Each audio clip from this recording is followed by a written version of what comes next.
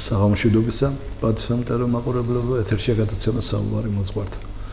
დღეს ჩვენი გადაცემის სტუმარი ბრძანდება ავანგარდის წმინდა გიორგის ტაძრის მღვდელმსახური დეკანოზი ილია ბეტონიცი. დაგლოცოთ მამა ილია. თქვენთან დაგლოცოთ. მოგესალმებით, მივესალმებით თქვენს ტელემაყურებელს. ალბათ, ახლა ეს დღეები დღესასწაულებით იყო, თან მარხვას დამთავრდა და დაიწყო ბოლო კვირა, მძიმე კვირა, ხო? ბნების კვირა და მოდი ახლა თქვენ როგორც გენებოთ, ისე მიუდგეთ, რომ ყველა საკითხი, ყველა დღესასწაული განვიხილოთ ცოტა. კიდევ ერთხელ მადლობას გადაგიხდით მოწვევისათვის, მაგრამ და ნამდვილად და უკვე დავიწყეთ მძიმე მარხვა, მაგრამ მანამდე იყო ის ნიშნულოვანი დღეები, როგორც არის მაგალითად ლაზარეს შაბათი, უფლის დიდებით შესვლა იერუსალიმში და აგერ უკვე რამოდენიმე დღეშიც ფაქტობრივად უკვე ხვალ ვიზეიმე ჩვენ ხარების წყინვალე დღესასწაულს.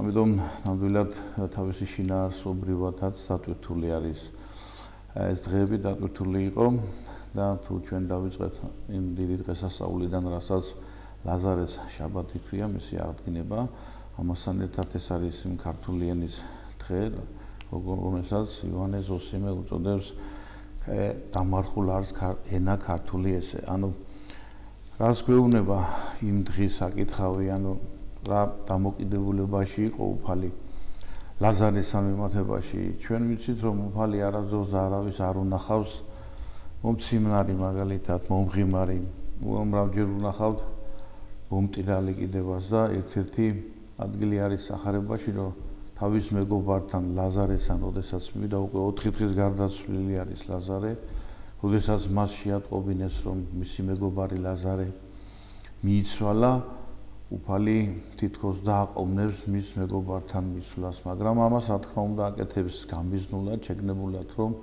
უფრო მეტად ეჭვი არავის შეეპაროს. დიახ. ეჭვი რომ არავის შეეპაროს იმ სიდიადეში, რაც მომავალში უნდა მოხდეს და რაც მომავალში უნდა გაცხადეს ჭეშმარიტება. და თითქოს და აყოვნებს და მიდის დაგვიანებით კიდევაც უკვე ადამიანების დარწმუნებული არიან, რომ უკვე ყველაფერი დამთავრდა, მაგრამ უფალი დიდი სიყვარულით მის მეგობართან აი ზუსტად მაშინ ცრემლს გადმოაგდებს, რათაც ამითაც გვიჩვენებს, რომ ცელი დაღვარა უფალმა, რათაც ამით გვიჩვენებს, რომ ის ყველაზე დიდი მეგობარი არის ადამიანთა მოდმისა და თვითონ თავად ადამიანისა, მისი შექმნილისა. ამ დროს მართა და მარიამის შეჩივრებენ, რომ უფალო აქ რომ ყოფილიყავიო, ჩემი ძმა არ მოკვდებოდაო, მაგრამ როგორი დამაიმედებელი პასუხი აქვს უფალს, რომ შენ გჯერა მომავალი აღდგომისა და მათ რა თქმა უნდა გონიათ, რომ ამ საუბარი არის იმ მომავალ საყოველთაო აღდგომაზე, მაგრამ მომავალი საყოველთაო აღდგომა სულ რამოდენიმე წუთში, ასე ვთქვათ, იმ წამსვე გადაიქცევა, გაცხადება და უფალიც დაუძახებს, ასე ვთქვათ, ლაზარე გამოვედ. ამ დროს წინ უსრევს ის დარწმუნება ადამიანისა, უკვე უფალო აზრივ არ აქვსო, იმიტომ რომ 4 დღეს გარდაცვლილია და ფაქტობრივად უკვე ყარსო. ამიტომ გამომდინარე აქედან თუ ჩვენ გავითვალისწინებთ იმ ფაქტობრივ გარემოებებს, რომ ადამიანის გარდაცვალება უკვე ხსნადობასთან არის მისული, წარმოვიდგინეთ უკვე სამედიცინო თვალსაზრისითაც შეუძლებელი არის იმ სხეულის გამძლიანება. 4 დღის მკვდარი ადამიანის გარდაცვალება. დიახ, 4 დღის ადამიანის უკვე ფაქტობრივად მისი სხეული უმეტესი ნაწილი გახსნილი, უკვე ხსნადობა აქვს, ყველა ყროლსო თან წარმოვიდგინეთ უკვე ამ ხსნადობასთან ერთად, ანუ ეს სიმყრალე მიმანიშნებელი არის იმისი, რომ უკვე სხეული ფაქტობრივად მოცულია მთლიანად ხწნადობაში. ამიტომ აქ უფალი ახდენს იმ სასწაულს, რასაც უძახის, რომ ლაზარე გამოვედ გარეთ. და წარმოვიდგინეთ კიდევ ეს დიდი სასწაული, რომ პიროვნება არა თავისი თავისუფალი სულით გამოვდის გარეთ, არამედ სახმევებით გამოვდის გარეთ და ესეც ხომ სასწაულია, წარმოვიდგინეთ ადამიანები ფეხი შეგრული ქონდა, ხელი შეგრული ქონდა. ხელი შეგრული და თვალზე ვერ იხედებოდა. დიახ.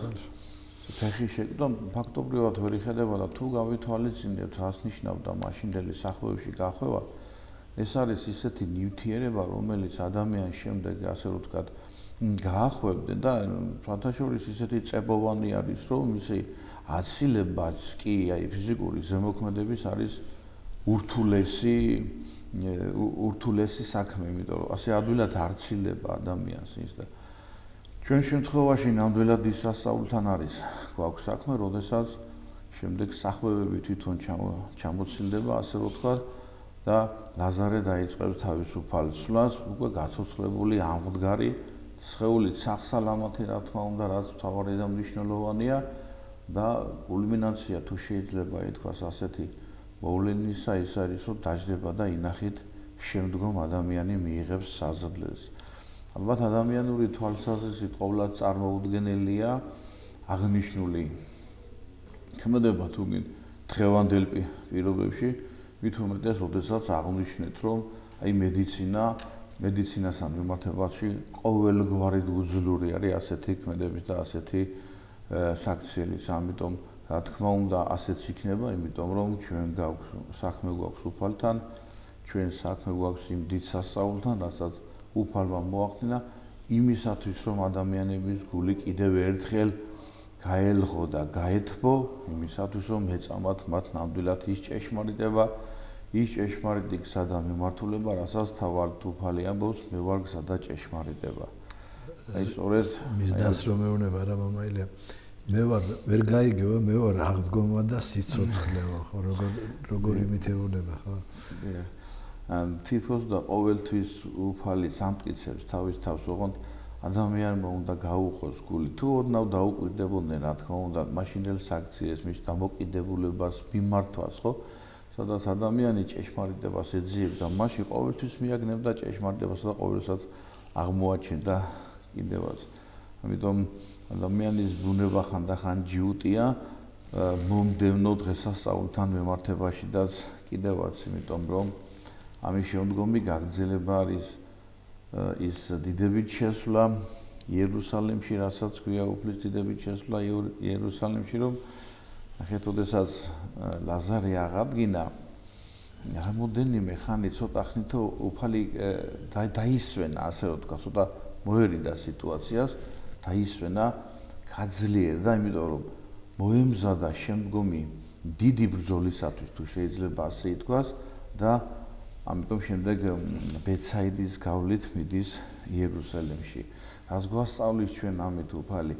აი ამით გვასწავლის ის, რომ როდესაც ჩვენ რამეს გადავწყვიტავთ, ამიტომ უნდა ჩამოყალიბდეთ ჩვენ და შინაგანად დავფიქრდეთ, რასანა გვაქვს საქმე, რა დაბრკოლება შეიძლება შეგხვდეს აღნიშნულ გზაზე და სათანადოდ მოვემზადოთ, ანუ დავწონოთ ის მდგომარეობა და საღი გონები შევაფასოთ, თუ რა ნაბიჯები უნდა გადავდგათ შემდგომში.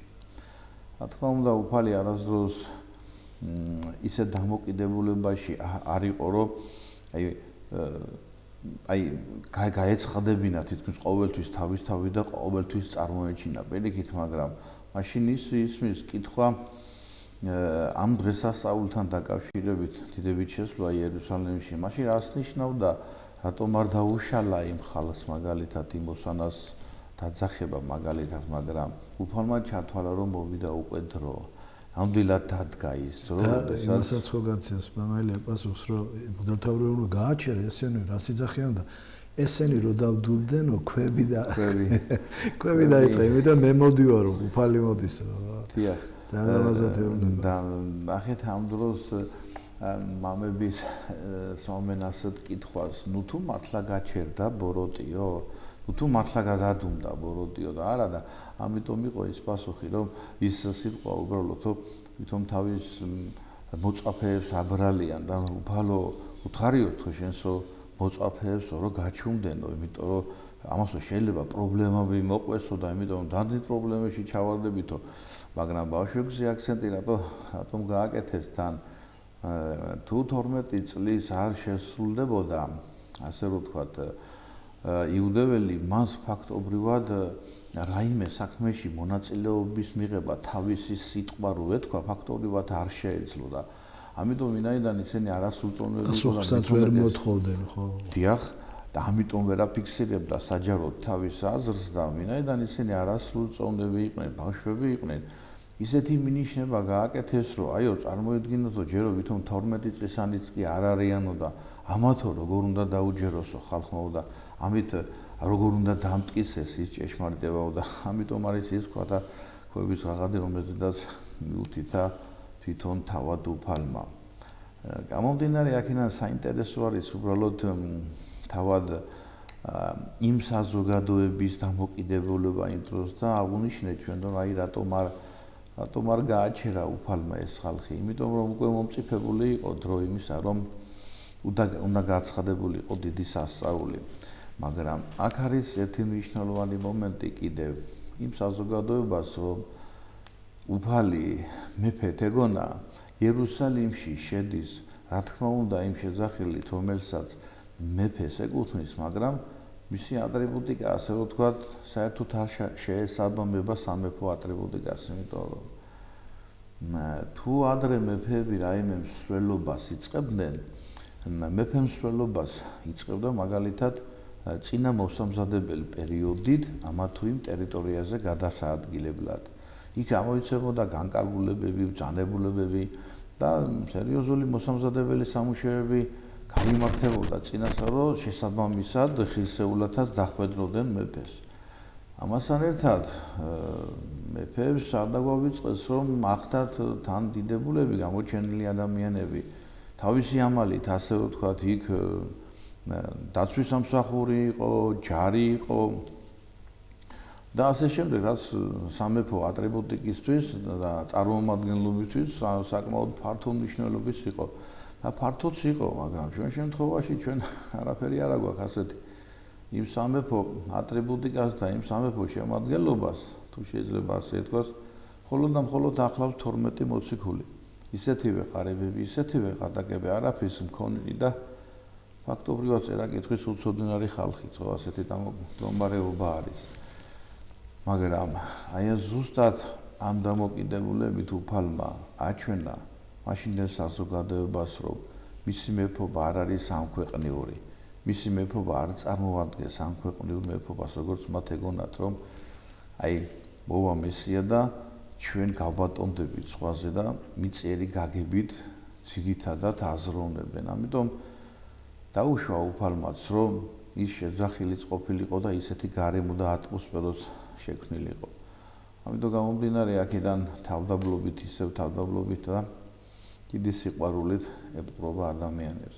აქ არის ამოდენიმე გაცხადებული სასწაული კიდევ, როდესაც მის ორ მოწაფეს აგზავნის სავარაუდოდ ალბათ პეტრე და იოანე იქნებოდა როგორც უფრო დამტევნი და უფრო აქტიური მოწაფეები და მიუთითეს მომავალ სასწაულზე, რომ ეუბნება როცა მიხვალთო ადგილზეო, იქო დახვდებათო სახედარი და კვიციო, ამისი კვიცი, ხო? და როცა ახსენთო და წამოიყვანთო, უთხარითო უფალსონება, უკვე მოწაფეებსაც უკვე აშკარად ეუბნება თავის გაცხადებას, ხო? უფალს ნებავს. მართლაც ახსულდება ეგ სასწაული და ადამიანმა შეიძლება თქვას, რომ იმ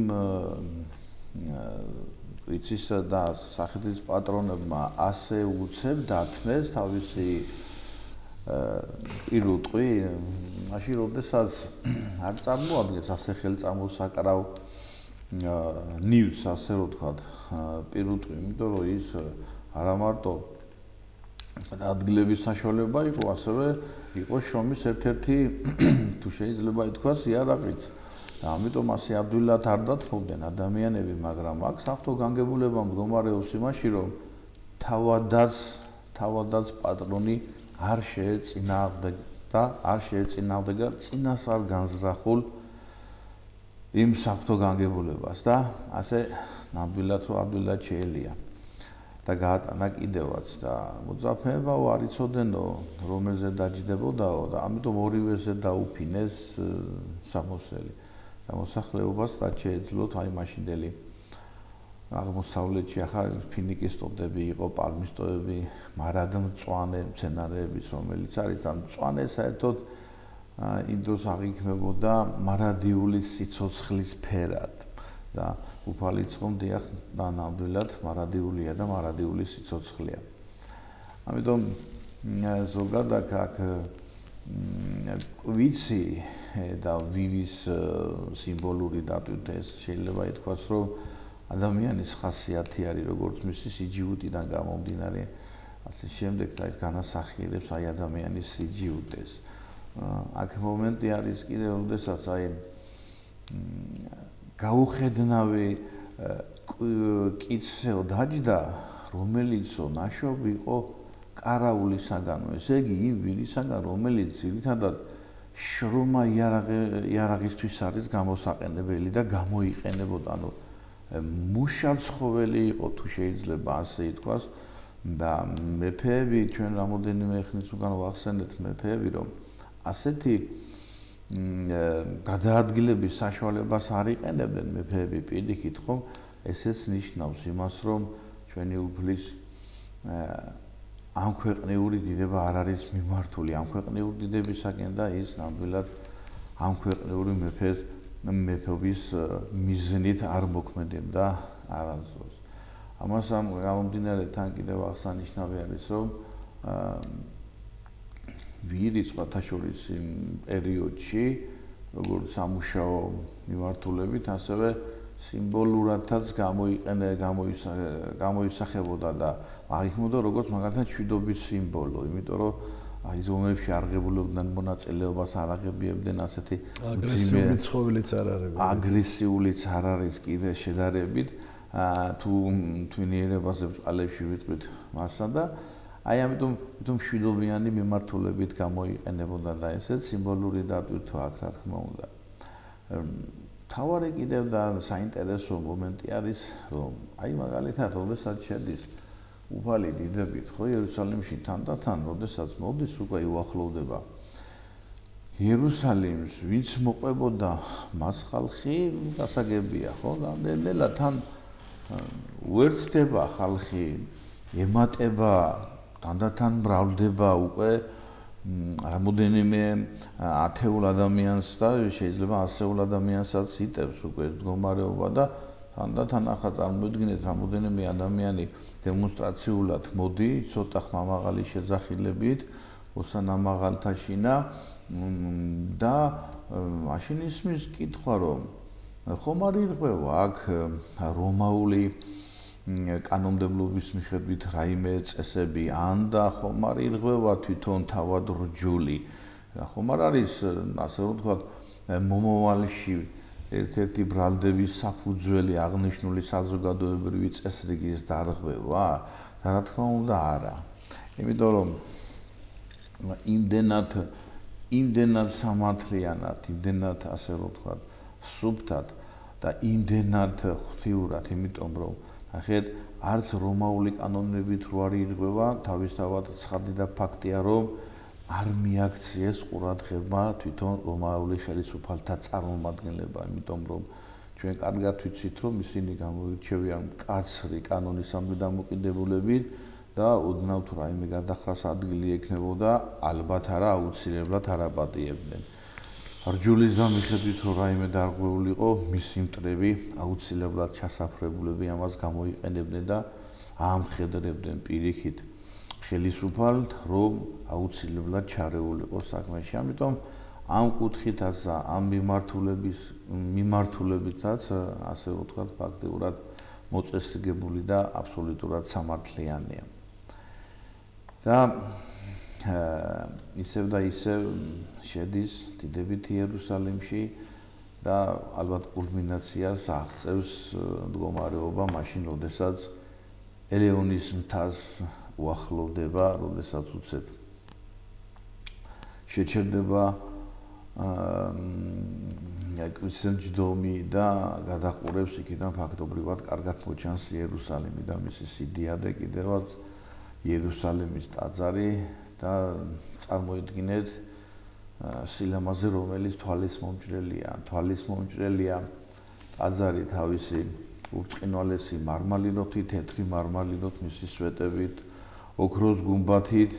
და წარმოიდგინეთ მზის ატყოცნილი სხივები რაოდენ სანახაობრივ და რაოდენ შთამბეჭდავ გავლენას მოახდენდა ადამიანზე და აი ეს მომენტი არის, როდესაც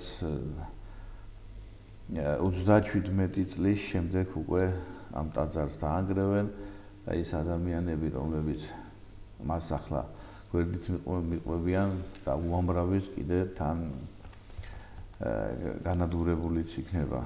ასევე რამოდენიმე დღის შემდეგაც ტრაგედია თუ შეიძლება ასე ითქვას ამ დღესასწაულის შემდგომ გაგრძელებას რამოდენიმე დღის შემდეგ ადამიანები, რომლებიც ოსანამა ღალთაშინათი აქებდნენ უფალს, ზეიმობდნენ უხაროდად ისევ ისმის ის სიტყვები, რასაც ქვია ჯვარსაცვით და მისი სისხლით ჩვენზე და ჩვენ შვილებზე.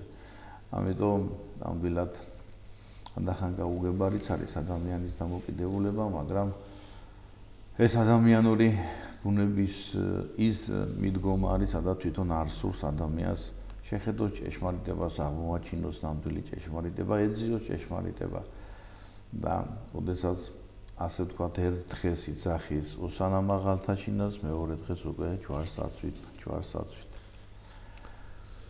5000 დააპყურა ხო ერთი, მეორე. ნუ თუ იხედან 1-20-30 კაცი მაინც არ გამოჩნდა ისეთი, რომ პროტესტი გააცხადებია, არაცვა ჯვარს, რას ერჩით? მართალია, ხო?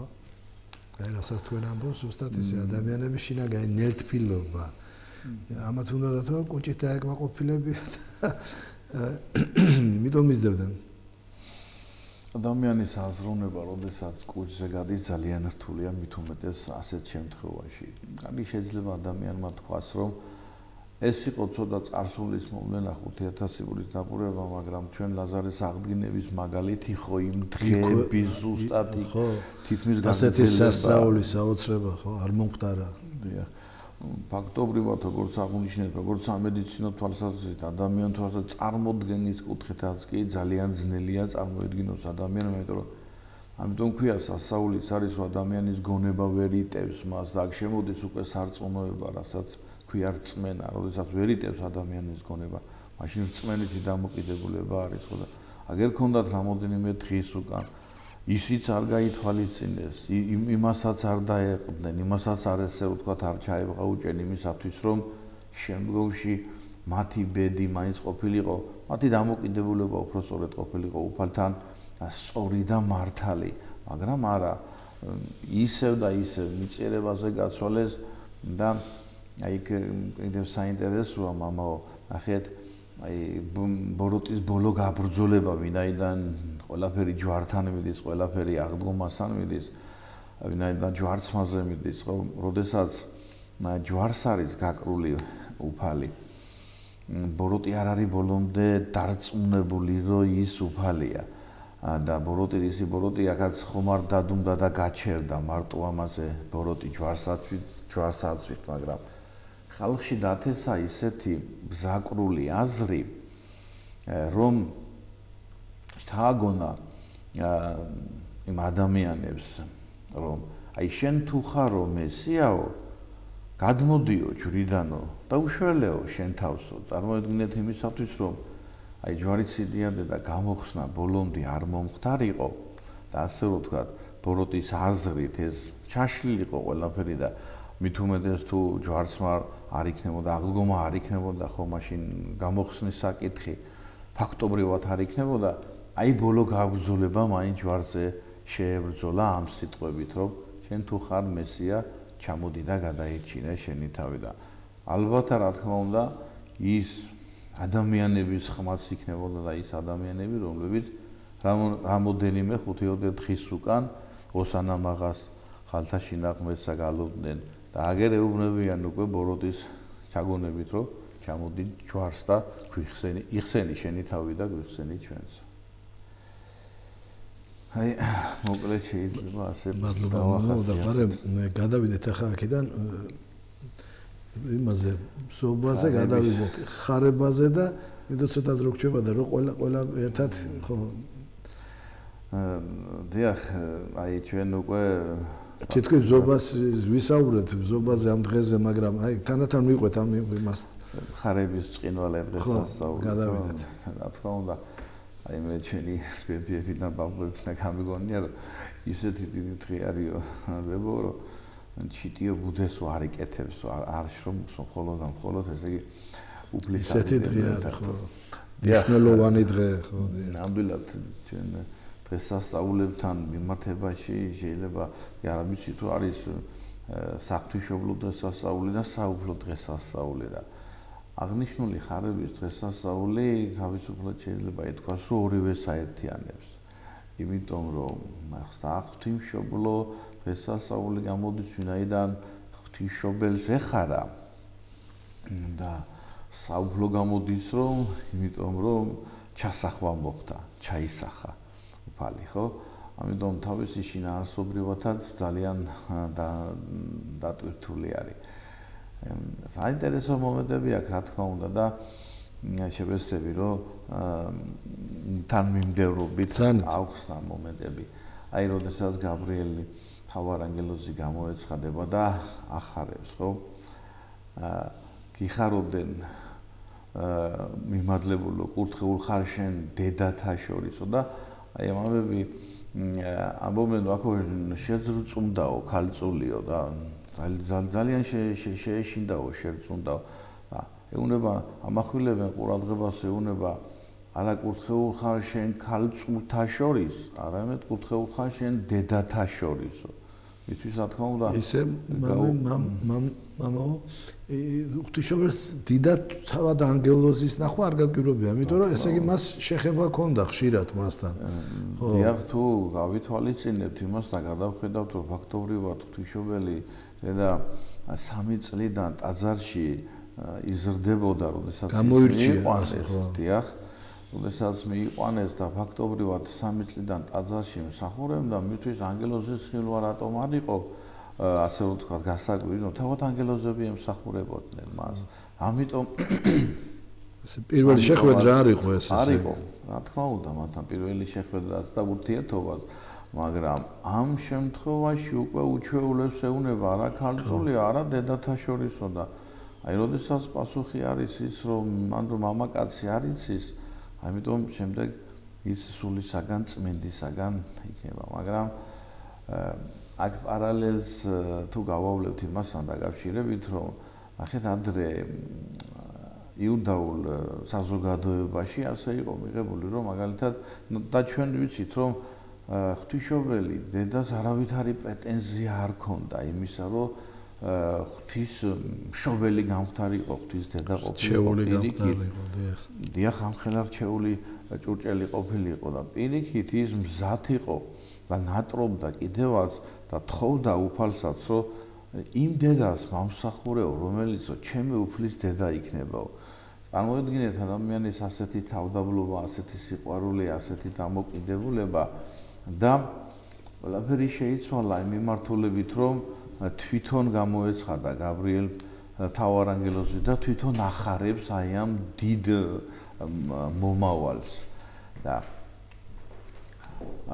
აქედან გამომდინარე შეიძლება ითქვას, რომ ალბათ არა უფრო მისმა თავდაბლობამ განაპირობა აღნიშნulis და გამოიწვია აღნიშნulis. იმიტომ ადრე იყო მაგალითად გარკვეული პერიოდი დაედოთ ქალწულების აღთქმა, ამიტომ ყველა ვინაიდან იუდაური საზოგადოება ელოდა მესიის მოსვლას, ყველა ქალი უნდა გათხოვილიყო, უნდა მაშვილები უნდა გაეჩინა, ვინაიდან ფაქტობრივად მის მოდგმაში უნდა მოსულიყო მესია.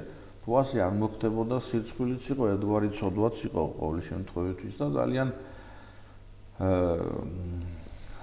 ცუდი მდგომარეობა იყო იმ კუთხით, რომ დაჩაგულათაც გძნობდნენ თავს. ამიტომ ღვთისმშობელთან მიმართებაში ფაქტობრივად ის ფიქრობს, რომ არა, პირიქით ემსახუროს და ამ დროს ეს შეძრწუნებაცო გამოწვეული იყო იმითო, რომ ქალწულებასო ხომ არ ვკარგაო იმ თავის დიდ სიდიადეს, რაც მას ჰქონდა, რაც ფაქტობრივად უფალს მიუძღვნა თავი და ამითო ხომ არ იკარგება ჩემი ქალწულებაო მაგალითად და ამიტომაც ჰქონდა ეს შიში და თავარი რა არის? აი, როდესაც თავარმა ანგელოზმა გაბრიელმა უთხრა, ელოდება ღვთისმშობლის პასუხს. აი, თავარი აი თითქოსო დგასო და ელოდება ღვთისმშობლის. აი, ღვთისმშობლის პასუხსო და აჰა, ხევალი უფლისა მეყავლე ნებისაერთ შენისა. აი, როგორც კი ეგ სიტყვები თქვაო ღვთისმშობელმა და მყისიერად მოხდა ჩასახვა. ემისი მორჩილებაც. დიახ. მორჩილებაც თავდაბლობაც და ამით რას გვაჩვენებს თან უფალი? ამით გვაჩვენებს უფალი იმის, რომ ადამიანის ნების საწინააღმდეგოდ არაფერს არ მოიმოქმედებს თვითონაც, იმიტომ რომ თითეული ჩვენგანი უნდა მივიდეთ უფალთან არა ძალდატანებით, არა დაძალებით, არამედ საკუთარინებით. მიუხედავად იმისაც ძალიან აი როდესაც ხანდახან გვჩუქნის ჩვენ უფალი და რასაც ჩვენი წარმატება იქნება და ჩვენ არაფერი დამსახურება არა გვაქვს, ეს ყველაფერი უფლის დამსახურება რა თქმა უნდა და აი იმაშიდაც თვითონ იმ არჩევანშიდაც გვაძლევს თავისუფალებას, ვინაიდან ჩვენ ვიცით რომ ადამიანი თავისუფალი ნებით არის შექმნილი, ამიტომ მომდინარე აქედან ყოველთვის ელოდება შენს პასუხს და როგორც კი დადებითად გადაწყვიტავს ადამიანი უფალთან დამოკიდებულებას, აი როგორც ღვთისმშობელმა დედამ თითქოს და ყველაფერი უფალს მიანდო და კითხვაც არ დაუსვია, ხო? ამიტომ გამომდინარე აქედან იმ მომენტშიდაც მოხდა მყისიერად ჩასახვა. ველე სახარებაში რა კარგად გვეუბნება უფალი არა?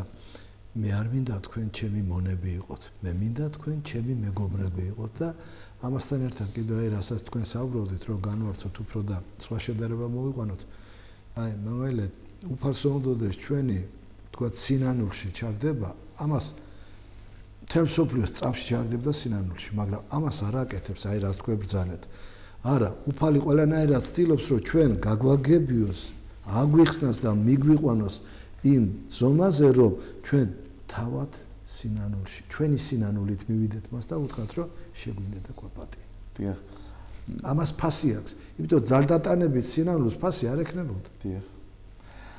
ზუსტად ეგ დამოკიდებულება არის არც ეთი, აი ცხონება ხო არ შეიძლება ძალდატანებით იყოს ადამიანის, ხა სამოთხეშიც მოხვდა თუ აი ძალით შეიძლება ადამიანს სიყვარული დააძალო, უფალი ხო სიყვარულია, ამიტომ ის ნებისმიერ იოტის ოდენას ძალდატანებას აძლევს უფალი თავისუფალ არჩევანს ადამიანს, ვინაიდან ის თავისუფალი ნებით არის შექმნილი და თავისუფალი ნებიდან გამომდინარე თავისუფალი არჩევანი უნდა გააკეთოს და არა ვინმეს იოტის ოდენა ძალდატანებას კიდევაც. მამაილი ასეთი სწავლებაც ხომ არის, რომ ადამიანი აქედან როგორ ის გადის, ხო? თქვათ ღმერთის არ წავს, მაგრამ იქ ხო შეხედავს ღმერთს, მაგრამ ეს მას არ შეცვლის უკვე.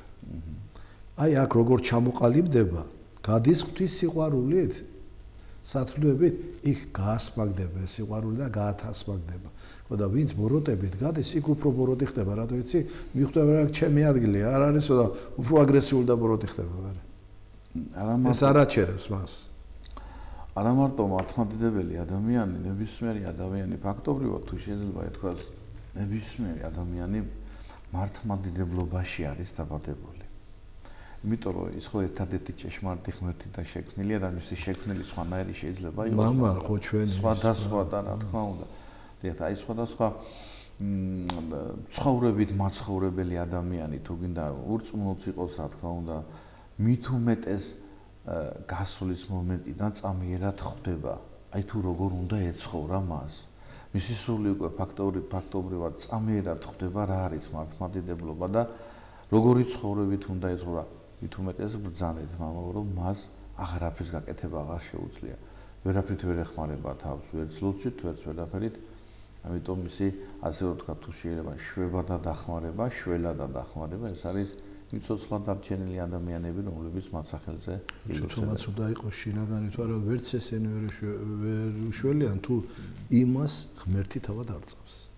ფაქტობრივად გამოდის მაილია რომ ღვთის გმობელი, როგორც ამბობენ და თვით მკვლელი ვერ დაიმკვიდრებს სათა სასუფეველს. ფაქტობრივად ღვთის გმობელია უკვე.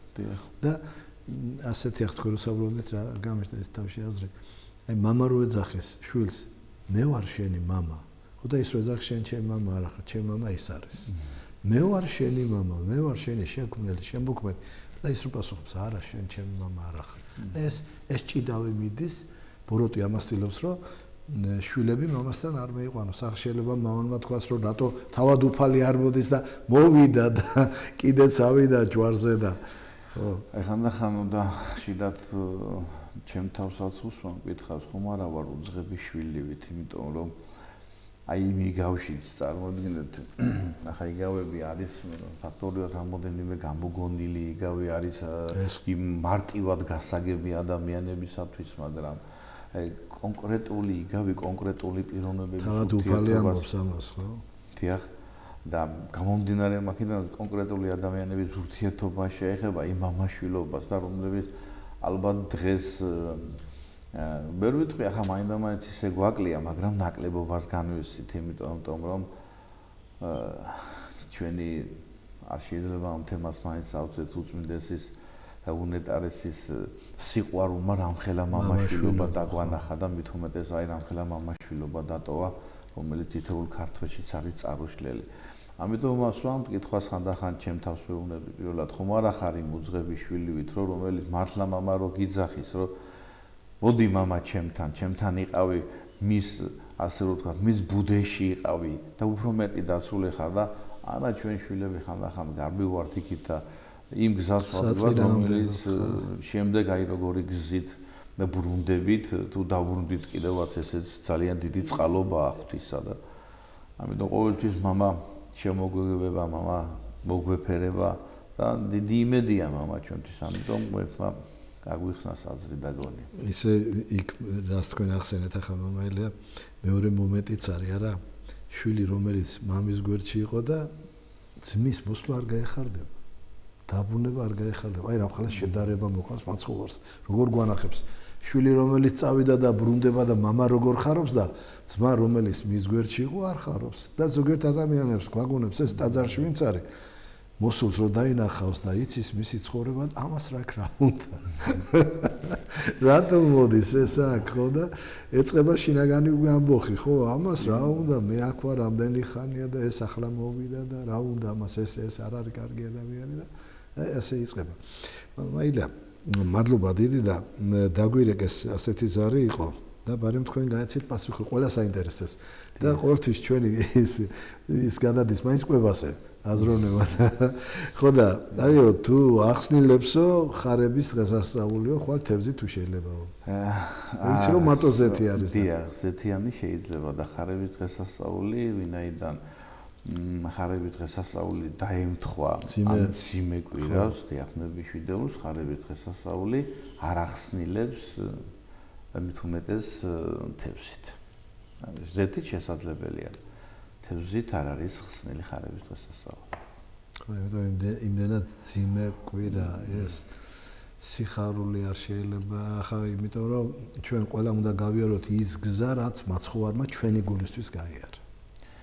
მამა სწორად ბრძანეთ მიგნებად სწორია დიახ ნახეთ რას ნიშნავს ჩვენ ახლა 40 დღეან პერიოდში ვართ ასე ვთქვათ ხო და ამ თითოეულ კვირას თითოეულ დღეს თავისი დატვირთვა აქვს რა თქმა უნდა მთელ 40 დატვირთვა აქვს ჩვენ გავდივართ დაწყებული პირველი დღიდან როდესაც დიდი მარხვა იწყება გავდივართ იმ გზას რაც გაიარა უფალმა ჩვენ მივდივართ თითოეული ჩვენგანი მორწმუნე ადამიანი მივდივართ იმ გოლგოთისაკენ მივდივართ ჯვარცმაზე და მივდივართ შემდგომ აღდგომაზე აი შინაგანად ასეთი განცდა და ასეთი დატვირთვა აქვს ამ დიდ მარხვას აი მაგალითად ამიტომაც არის რომ ამ დიდ მარხვაში არის 7 გზის ზეთისხება გამომდინარე იქიდან რომ ადამიანმა უფრო მეტად დაფიქრდეს კიდევ იმ საიდუმლოებაზე რაც ზეთისხების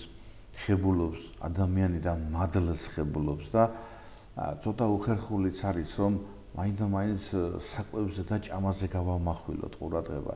როდესაც შენი უფლის ვნებას მით უმეტეს ბოლო კვირაში წარმოიდგენ წაკითხული სახარების გაშინა არსებით და გააზრებით და ოდნავ გული შეგიტოკდება არ ამგონია რომ ადამიანმა ჭამაზე იფიქროს აი რა შევჭამო და რა არ შევჭამო არც ერთი ნაჭერი თევზი ასე რომ ვთქვათ გააცხებს ადამიანს და დაანაყრებს და არც თუ გინდ მისი მიღება.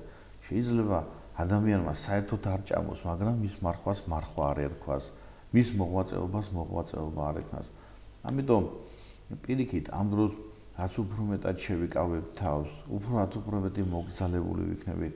ამ დროსაც უფრო მეტად მით უმეტეს ტაძარში ვიქნებით და ტაძარში მსახურებას დავესწრებით, აი ეს იქნება ჩვენი ყველაზე მეტი დიდი სარზდელი, რომელსაც მოგცემს და დავნაყდებით ნამდვილად იმ სახარების მოსმენით მით უმეტეს ორშაბათი, სამშაბათი, ოთხშაბათი მთლიანად უნდა წაიკითხოს 4 თავის სახარებისა, ამით უფრო მივიღებთ დიდ მადლს. დიდი მადლობა მამა მობრძანებისთვის. ასე ლამაზად ასე კარგად რომ ახსენით, ისაუბრეთ ამ ბრწყინვალე დღეების მნიშვნელობაზე და ნამდვილად უნდა ჩაფიქრდეთ ყოველი ჩვენთაგანი, როგორც თქვენ ბრძანეთ მამაო, რომ მე როგორი შვილი ვარ ღვთის. უძღები და ამ დაფიქრებამ მთელი ეს ჩვენი ტაძარში ხო სწავლება დაფიქრებაზე და ჩვენი ცოდვების დანახვაზე. დიახ. ეკლესია უნდა გვასწავლოს ჩვენ, აი ამ სიარულმა უნდა დაგვანახოს ჩვენი ცოდვები, რასაც ვერ ვხედავთ. რაღაც აი ბინდი რო გაქვს თვალზე ჩამოფარებული და მე თანდათან რო გაიხსნება და რო დაინახავ ყველაფერს, აი ეს უნდა მოხდეს ტაძარში.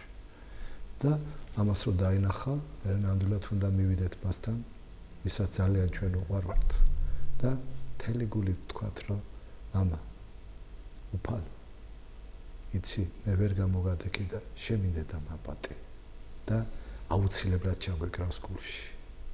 იმიტომ რომ ჩვენ მშობლები ვართ ახლა და შვილი რო გაგაბრაზებს, შეიძლება იმ წუთში მისი დანახვაც არ გინდა, მაგრამ მერე დრო რო გავა და შვილი მოვა და გეტყვის, იცი მამა არ ვიყავი სწორი და მაპატი, იქვეთება გული. იქვეთება და თან სიხარული გაქვს, რომ მან მოვიდა და შენ ეს სიტყვები გითხრა და იქვე ჩაიკრა გულში და ჩვენ თუ ეს შეგვიძლია, წარმოგიდგენთ ახლა მას რა შეუძლია. ოღო მივიდეთ მასთან და უთხრათ, რომ კვაპატი, ჩვენი გულისთვის რა გააკეთე და ჩვენ ეს ვერ დაგიფასეთ. დიდი მადლობა მამა მოგზანებისთვის. მადლობა თქვენ. ხო და ღირსეულად შევხედროდეთ ამ გაგვევლოს ეს დღეები ყველაზე მძიმეა მაინც ჩვენ ტელემაყურებლებს რო ვთქვათ პარასკევი დღე. ყველაზე მძიმე დღე არის ეს, იმიტომ რომ რაც უფალმა ტანჯვა გაიარა, ამის გადმოცემაც კი ცრემლებს მოგვის კაცს და რო წარმოიდგინო როგორ ტანჯეს ის და რა გააკეთა მან ჩვენთვის, რომ ჩვენთვის თავისუფლება მოენიჭებია. მადლობა. მადლობა თქვენ მამა მოწვევისათვის. იცოცხლეთ. გემშვიდობებით მომავალ შეხვედრამდე.